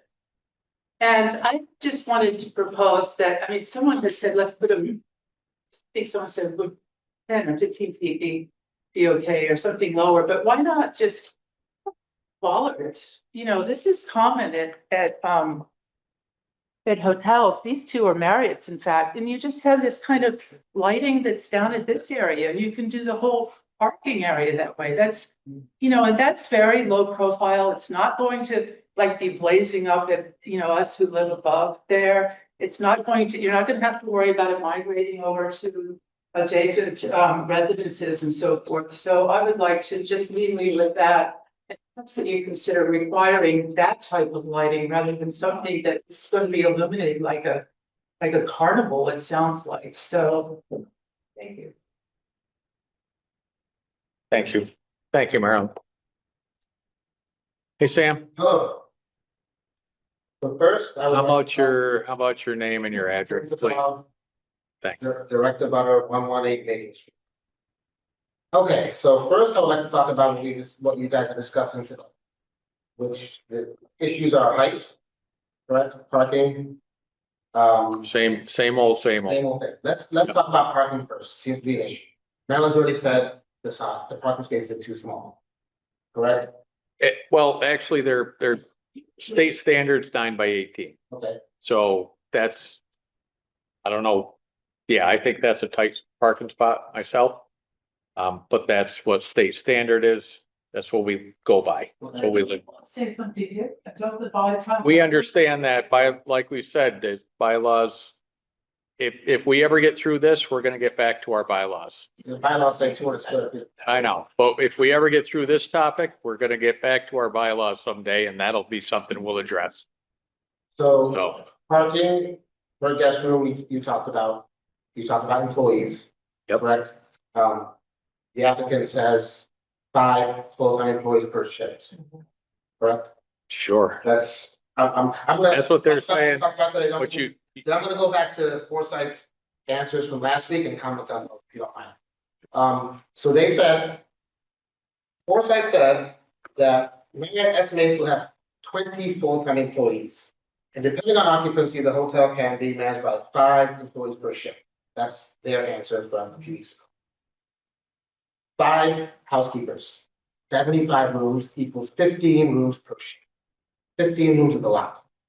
Your front desk, maintenance, laundry, director of sales, a GM. Let's add 5 more onto that. You cannot manage a 75-room hotel on 5 employees. That's number one. That's number one thing you should definitely question the parking. That is number one. Number two, do you know how many rooms are in that house that you're questioning? Actually, no, Okay, do you know how many people live in that house? And how that many either. parking spaces are required for that house? Just from our site visit, we've I think seen, that should like be I a said, big we've seen question. 6. If they're gonna share that parking, somebody already said there's 6 or 7 cars there parked daily. That's what we see now. I would ask the applicant, how many rooms are in that house? How many beds are in that house? You know the answer. You should provide the answer. I know. You're the applicant. Hey, you're the applicant. Don't worry about what I know. You're the applicant. You provide the answer to us. Sam, let's keep it. We talked about the tractor trailer parking. Yep. No. What if the tractor trailer has a reservation at that particular Marriott? Where are they gonna park? In about 30 of those spots. A couple of weeks ago. Yeah, or big Y. A couple of weeks ago, Forsyth's letter, Jeff Lynn said, 4 stories, 75 rooms, Marriott has to happen. Now we're negotiating, correct? Less rooms, less stories. We have 3 Marriotts in Berkshire County. I want all 3-story. More rooms than what they are proposing. Right, they can't do it. But what I'm saying to you is the Marriott in Courtyard, Marriott Courtyard in Lenox has 92 rooms, 3-story mansards. 4-story. Is that 4-story, the Courtyard? Okay, what about the one in Great Barrington? 3-story. That's a 3. 3-story. Yep. Williamstown just got built, 3-story. The one in the Courtyard is, no, I think that's 3-story with a mansard, Conrad. The Courtyard, the one, It's 4-story. I think it's 3 with a mansard. I might be wrong, I think, You're talking about Lennox? yes, I got a picture if you want to see it. Here it is. is it 4 with a? 4, okay. The mansard makes it look like 3. Okay. Comment on the number of parking spaces that Lennox has for 92 rooms, or the 100.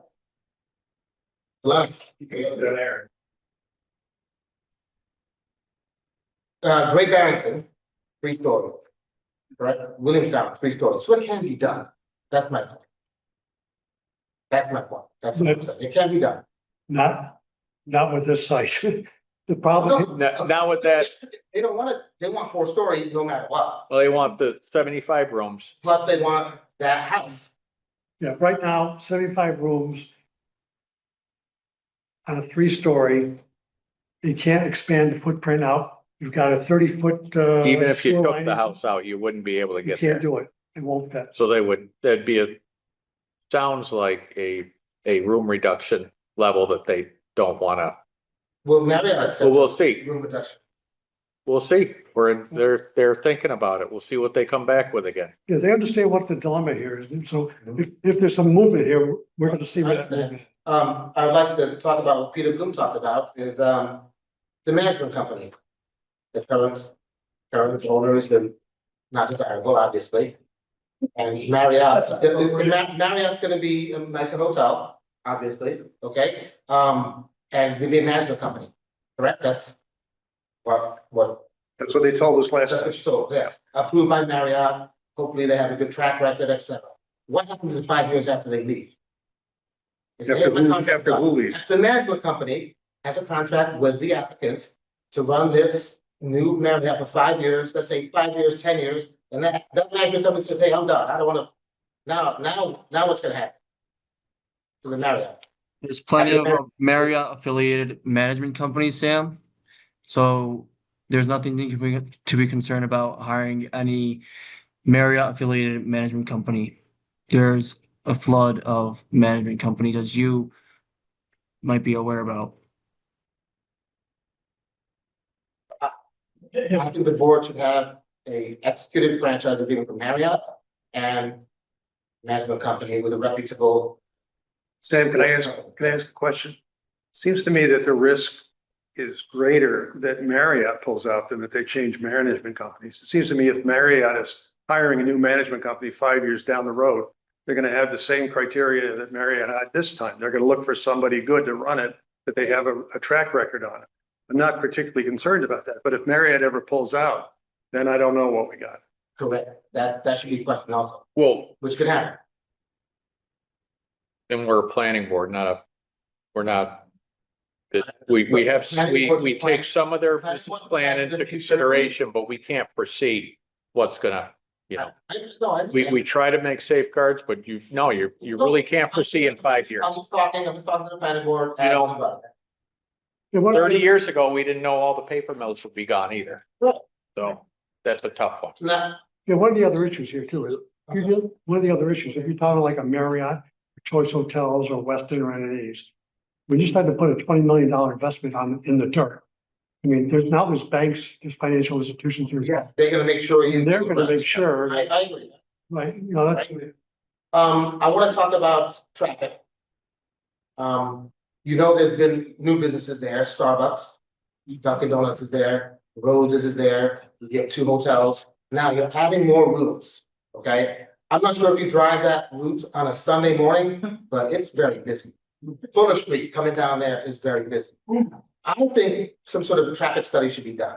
I'm not sure when the last time it was done by Mass DOT or the town of Lee, but I think it should be done. If we're adding more rooms, adding a larger footprint to this site with Starbucks, Dunkin', it's that 2-way left turn lane, I think is very dangerous, could be dangerous now. I'm not sure if you come to Starbucks there on a Sunday morning, it's busy, it's busy.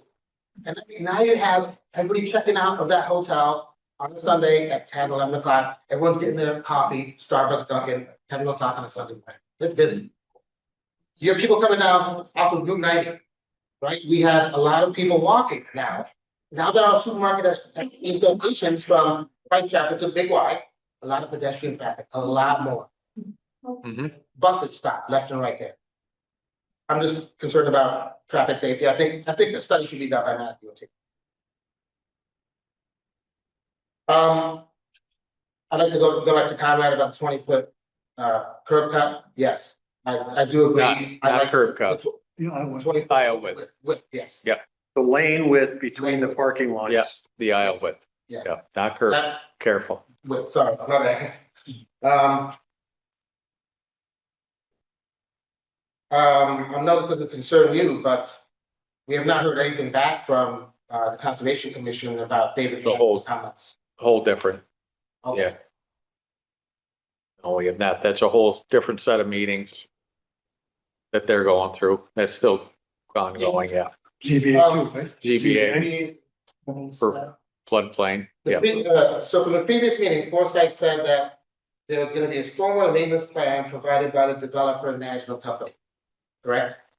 A stormwater maintenance plan by the developer and management company, who is a hotel management company, not a stormwater maintenance. I think it should be a third party. Or the engineering, right? Wouldn't you guys do a stormwater? Management company, Marriott, or whoever it is, Okay. are not qualified to do stormwater maintenance. Their hotel Yeah. maintenance, their hotel management. But they'll company. have the plan and they will need to implement it. That's usually a third party anyway. That's not hotel And I- management folks. No, We're gonna administer this stormwater management plan. Right, by not by the hotel company manager, by a third party. Yeah. By a professional engineer. I think the professional engineers draw the maintenance plan up. They Right. hand it to the management company who's operating the hotel. Exactly. They submit out to bid. Yeah. Companies that will implement the maintenance. exactly, That's the right. way it works, yeah. The managers are not. No, they're not out there cleaning leaves out. No, brush, no. I think those are the only kind of comments I had based on today's meetings. I'm looking for future answers from the applicants about this project. Okay, thank you, Shane. Thank you. Thank you. Come on up. Please, your name, Everything's Pleasant Street. I'm here on behalf of my family. I'm married to Browns and Fullers, 22 Fuller Street for over 4 decades. First, a couple comments, gentlemen. Thank you so much. The work you guys have done, your plans, the facade, the front of the building, we appreciate seeing that, right? I want to have a couple comments in the statement. At the balloon test, I made a comment at that meeting, about utilities, right? We all know the utilities, the AC units, the condensers, whatever, are gonna sit above that 50-foot level, right? And there's screening that's gonna protect or, obscure the view of those utilities. But that, you can't see them from the road, from Housatonic Street, but you can surely see them from Maple Street. You can see them from Fuller Street. You'll be able to see them and hear them. They'll impact our homes and our families. And about impact, right? I haven't heard, there's been comments made about the impact to local residents. No one has the right to tell us what this impact is going to be to those of us who live in the neighborhood, right? Unless you pay our taxes, unless you mow our grass, unless you tend our gardens, unless you paint our the walls of our house, no one has the right to tell us how this project is going to impact.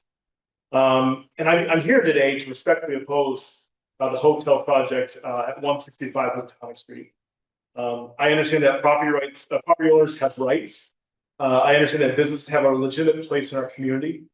And I understand that a responsible development is an important part of a healthy and growing town.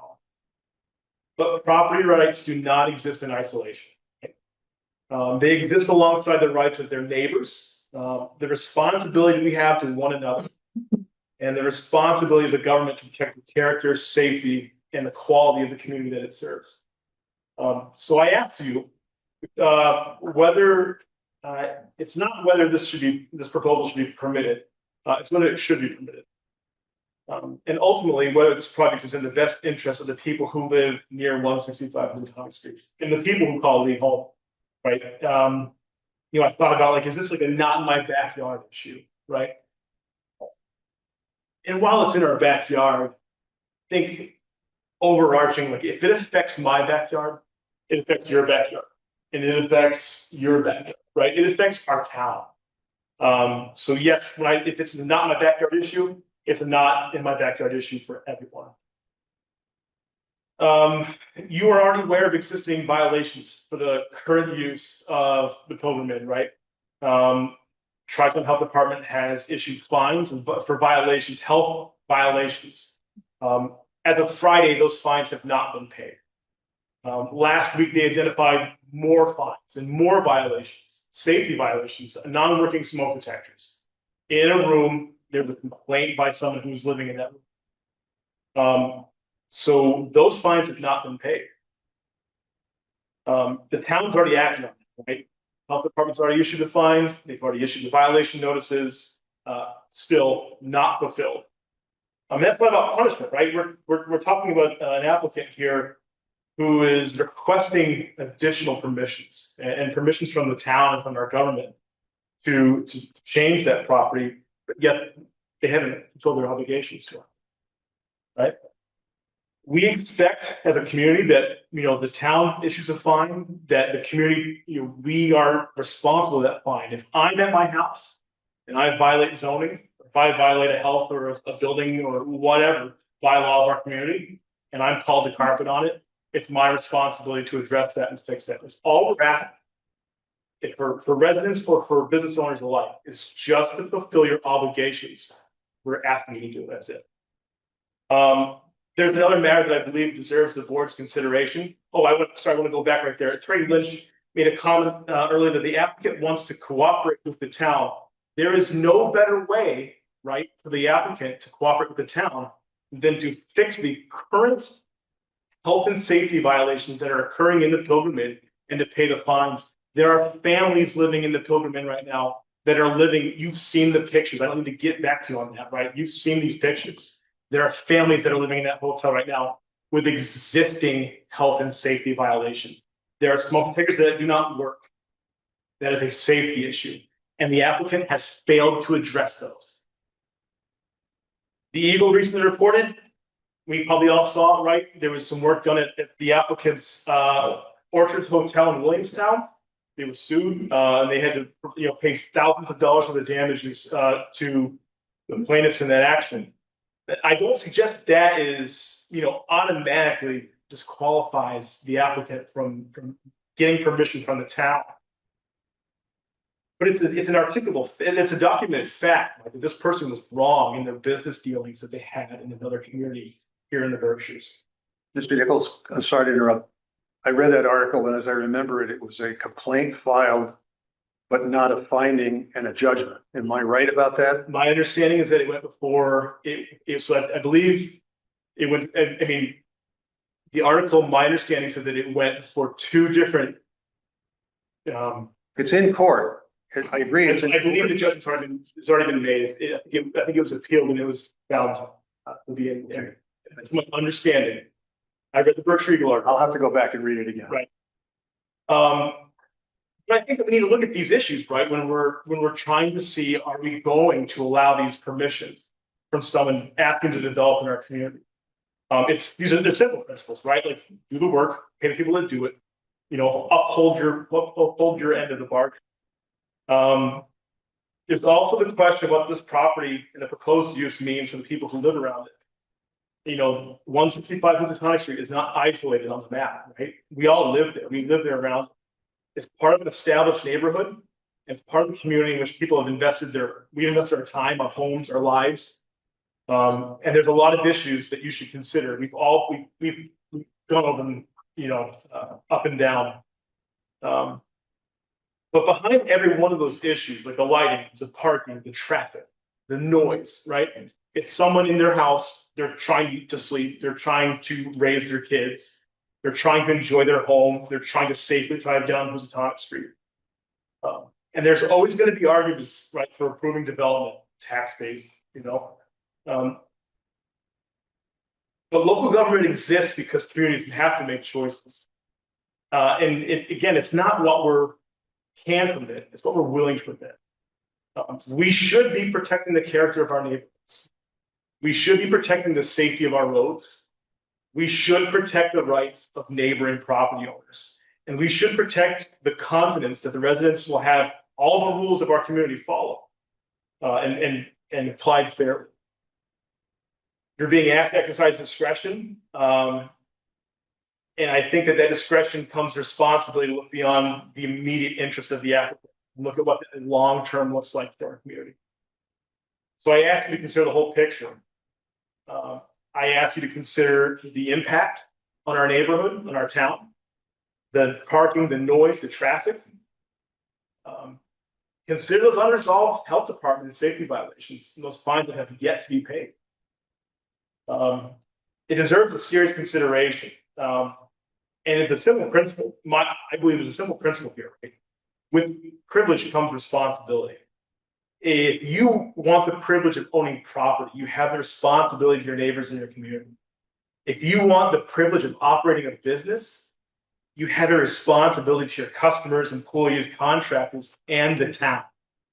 And if you ask for special privileges not available by a matter of right, you should be prepared to demonstrate that you will honor the obligations that come along with it. I ask you to consider not whether this proposal is technically permissible, but whether it is reasonable and responsible. I ask, not only does it benefit the applicant, does it benefit the community? Your decision, right? It's not going to change the course of the nation, but it's going to matter. It's going to matter to my family. It's going to matter to the families living next door and abutting the property, excuse me. It's going to matter to the taxpayer who expects the rules to be enforced fairly here. So I ask you to protect that community, protect our community, apply the rules fairly, and put the long-term interests of the people of Lee ahead of the immediate interests of any one applicant. Thank you very much for your time and for your service to our town and our people. Thank you, Mr. Nichols. Very articulate. Appreciate it. Come on up.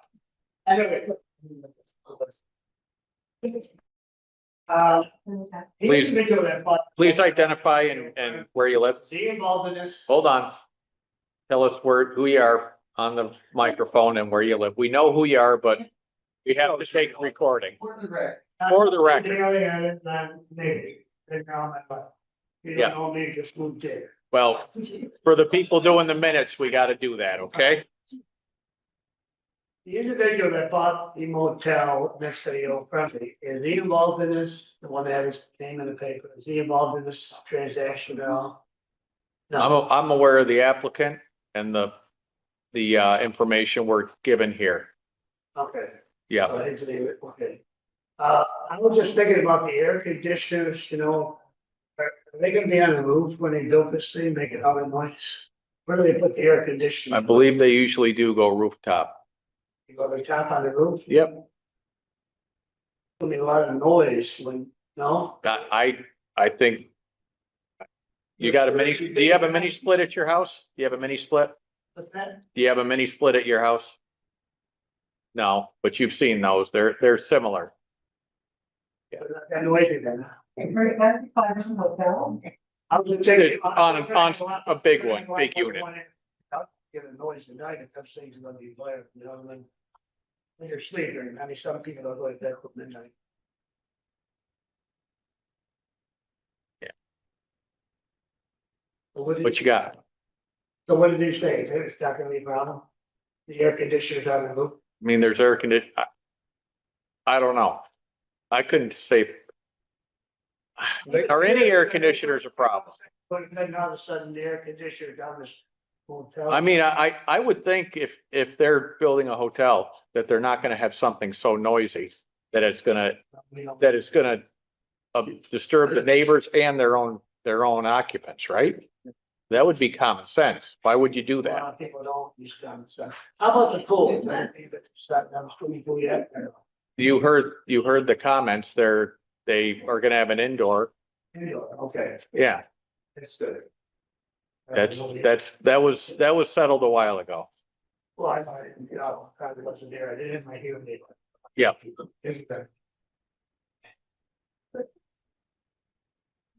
Thank you, Nels. Got some more, Marilyn? Come on up. I'm sorry. We'll give you one more shot. I just wanted to, so. Excuse me, Nelson? What's that? You got more comments? No, this lady asked me a question. I had. Okay. I didn't want to be rude. Okay. Some people are rude. I didn't want to be rude. Yeah. Right, you got. I really appreciate that Sam asked for a traffic study, because I know a lot of people are very concerned about the intersection of Housatonic and Fuller Street. And I actually, when I was reading the letter, Forsyth's letter in response to the questions that you had way back when, he said that there were a couple questions about traffic, and he said, well, they pending information from MassDOT. And so I just wanted to find out about that. So I called MassDOT District 1. And talked to a fellow in the office there, and he actually wound up talking to the director of the office, and they got back to me. And they told me that to date, Forsyth had only had one informal conversation with the office. And in that conversation, the director opined that a traffic study didn't seem necessary based on the information that Forsyth was providing, but the guy I was talking to said that was only hearsay. I mean, how do we know? We haven't seen anything in writing. Certainly if average daily trips in that area were to triple, as the projections indicate, his office would want to review the plans, whether they trigger a threshold or not. They want to see what's going on there, because he said there's already a lot going on that stretch of Housatonic now, and so they would want to assess that. And they would also want to, in any case, review their plans for proposed changes in the drainage system and curb cuts. And to date, no application has been filed for such a review. And he cautioned that review process can take months. So it's not even started yet. I think what we've heard thus far is the trip generation is going to increase from what's there today, just based on the room counts. The trip generation did not trigger a MEPA threshold by a lot. Right. So that's not gonna be an issue. The curb cut, that's Route 20. That's state control. That has nothing to do with the town. So anything to do with the curb cuts, I keep complaining about the amount of stormwater that's gonna go out into the street and sheet drain out there. I mean, unfortunately, that's not the town's problem. It's actually the state's problem. So basically, they have to work out with the state on the stormwater management issues, any drainage contribution into the street. If there's any it won't hit the MIPA threshold, but if they determine they want to see something else additionally, that's gonna be up to DOT. If it was a town road, then that would be up, well, not even up to us, I guess it'd be up to our DPW at that point. But because it's a state road, it's gonna be their call. So I guess, I don't know, does that not affect, we're still waiting for them to make their assessment, does that? We've asked for input on, you know, where they are with it. So- I clarified at the last meeting that we had spoken to DOT and they indicated, like you said, that traffic study wasn't required. It was the supervisor, the person should go. That's exactly what Yeah, it's secret. Traffic study is not required. but they said that until And there it's is the- utility as part of the curb cut process, we would have to go through the utilities, but it's a process that would begin after. okay, well, There's already two curb cuts there now. If you don't, are you affecting the geometry of the driveways or not really? Moving them slightly, but not. Moving slightly, same 24 width or whatever it is. You got the center turn lane, which is actually a positive thing when it comes to, you know, traffic control, traffic mitigation. So I mean, that's a good thing. So if you got a turn lane, so yeah, I hear what you're saying. All I'm doing is repeating that they said that they would want to do a review of drainage, curb cuts. They want to see what's going on in the traffic. And they haven't really been approached with an application yet. I don't think they'll see that until they're done here. right. And then the other thing, I mean, I was just sort of been talking, you know, I heard from that in other towns in the region, it's sort of standard whenever a project of particularly this magnitude comes up, that the towns kind of automatically request a peer review of the impact on traffic of the planned project. And Lee doesn't normally do that, but I just wanted to suggest, you know, why not? Why not in this case, just get a peer review of the traffic impact since, you know, it is like somebody said, Peter said, it's, you know, primarily a residential street. Housatonic, even though it's zoned commercial, the zoning code makes clear it's combined use of residential and commercial. So that would, you know, there's pedestrian crossings there, and a lot of traffic. So just a suggestion, why not get a peer review of the traffic impact on traffic of it? Seems to be a pretty common practice. Not Again, really. this is a state road, so it's, Not really no. Not if it doesn't meet the MIPA threshold. If it doesn't meet the threshold, that'd be above and beyond for us to require that. Okay. We have had Eagle Mill, we did a traffic study, everybody pushed for, and when the traffic study was done, the people that did the traffic study kind of were chuckling about our concerns of traffic, saying, you guys don't have a traffic issue here. Isn't that good to know though? Or where was it embarrassing to be told there was a? I mean, and that was a 130 room development we looked at. If it doesn't meet a threshold, it's tough for us to require it. Is what I'm saying. Okay? Lori Krakowski, Prospect Street. First thing, I'm a technical writer. First time you use a term, you should define it. What is MIPA? I don't know. I'm asking. Massachusetts Environmental. Protection.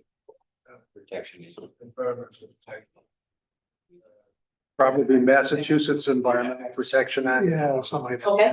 I don't know. For traffic, it just didn't make sense to me, but okay.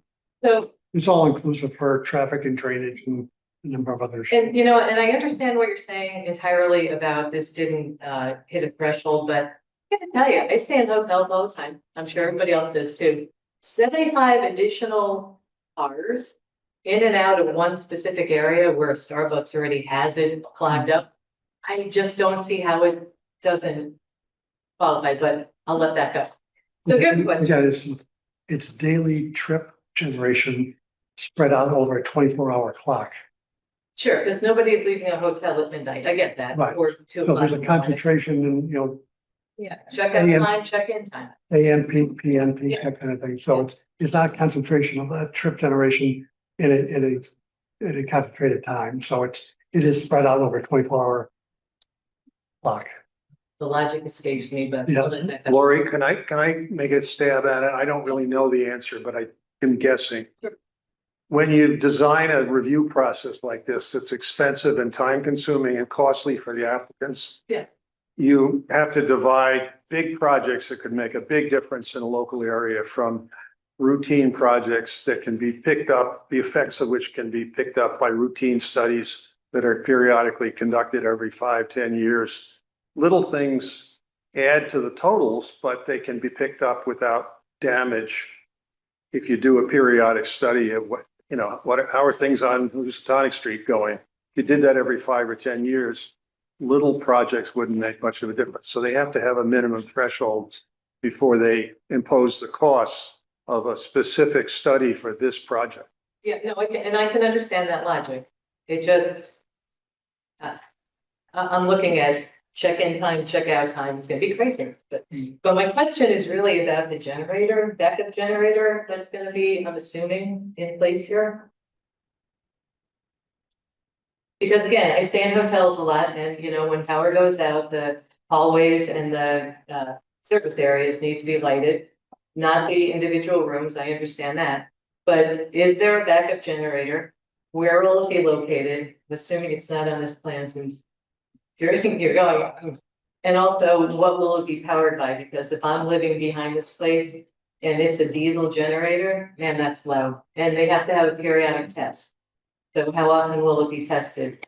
Monthly, quarterly, assuming more than yearly? I suppose once we finalize the design of the building and what the code may require for backup generators, I'll be able to answer that question. But as we sit here today, I don't know. I have to assume that the electricity in this location is such a priority that the outage would last relatively a short period of time. And so we're speculating about a system that may be turned on at a very temporary and short basis. Sure. Will it have some forward safety lights? I'm sure that's going to require the other details. We don't know right now. You've got natural gas here too, natural gas versus Yeah. diesel. That'll make a difference as well. Yes. I don't think there's a requirement that you have to have a generator. It would be an applicant's desire to install one if they wanted it. Okay, I'll let that go. I just wanted to put it on the record because I hadn't gotten an answer to it, nor did we get an answer at the balloon test, how tall the air handlers are on the roof. We said 5 feet. You said you weren't sure. Mark, do you know the answer to that for the screening? Yes, it's designed to be screened. Plus the sight lines are going to be such that you'll barely see it. Hey, Mark, I think you're on twice and we're getting an echo. Can you hang up one of the phones or the websites? Okay. And then we'll get you can repeat what you said. You're still on twice. Mute. You should be okay if he just mutes one of You them. mute one of them. Yeah, I always muted both of them. It's also. Exactly. It's kind of cool. How's that? Oh, much better. Good. Much Right, better, yeah. thank you. Yes, the building the rooftop units are designed to be screened. Plus, with the sight lines that you have on this building, you won't. But our unit is towards the center of the building, so from the ground, you really won't see them at all. That wasn't the question. The question is how high is the screening around them, How much As high additional? as the unit is, which is how high. I believe it's 5 feet above. I think we went through this before. I think it's 5 feet above the line based on an elevation. Okay, and I'm not concerned about what you see from the ground. I'm concerned for the people who live behind the place that, we'll see an additional 5 feet on top of the 50 feet. So thank you. I just wanted to bring that up because I haven't heard an answer to it. But Thank you. Anyone else? Okay, how about the board? Any follow-up? Well, Mr. Chairman, I'd like to discuss when we should take this up again. I know we have a meeting scheduled next week. We do. I guess before I suggest a motion for continuance, I would like to hear from the applicant about whether they need more time to discuss with the client some of the very basic questions that we raised today about redesign and Or number of floors, number of rooms, parking lot, parking dimensions. I think those are and continue to be the substantive questions. I think today's meeting was really about going back and got positive notes on sort of limits and thresholds that the board really feels that we have to come within. We heard from the applicant today, there's going to be discussion of the pool, room count, all of that plays a large role. To have a meeting that makes sense, I think, productively for everybody, probably more than a week would be nice, because if we really come to a substantive change, if get that design, and I think we'd like to come back with A design. this is what we can do. Yeah. And address the points of the special permit standards and echo or give counter narratives to the points that were raised here tonight on why this is really a benefit to the town of Lee, and that this is a structure that was zoned under your dimensional regulations that were set by the town that would be appropriate in this district. So 2 weeks. I mean, we got I think would be. our scheduled meetings would be, we'd be into September 14th or the 28th. I don't want to, if Ibrahim is still on, I don't want to speak out of turn and Mark, but No, the he's- 14th date would seem to be a more realistic timeframe than next week to be able to get something accomplished. Okay, You're really not gonna have anything finalized in terms of major design next week. next week. All right, and so Say the 14th. the 14th, and to The recap, zoning board hearing itself, I think that may suffer I mean, another push also. yeah, I mean, the design is getting there. If there's any added tweaks, would be appreciated. I think it's of great improvement from what we've been seeing. I'll say that. And I mean, we're still, the parking and the room count is still our hang up.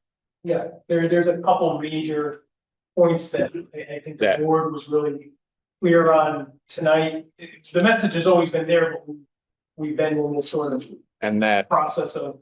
that property to the south is, Yeah. it's an unknown, and it's not, it just seems to be a problem waiting to happen if gone forward. Right. You know, shared parking, who knows how many shared parking you're gonna have. It's not a definitive number. We don't know, so. Okay, so, Mr. Chairman, I move that this public hearing be continued until 6:05 PM on September, what is it, 14th. 14th? Okay, is there a second? I'll second. Dave seconds, going. I'll get a vote from everyone, I think. Dan? Conrad? Aye. Dave? Aye. Peter? Aye. Tim? Aye. Thank you, Buck Donovan, aye. This public hearing is now closed for tonight. It'll reopen 6:05, September 14th. Can we get pictures? Dave? Yeah, and you're gonna get us some digital of that, right? Yes, I could be listening, you wanted to be here. Yeah. No, I should. No, good for you. Okay, hold on, folks, we still have an open meeting going here, thanks. We don't have anything else, one more motion, Into adjourn. second, okay, all in favor? Aye. Thank you all. Anybody?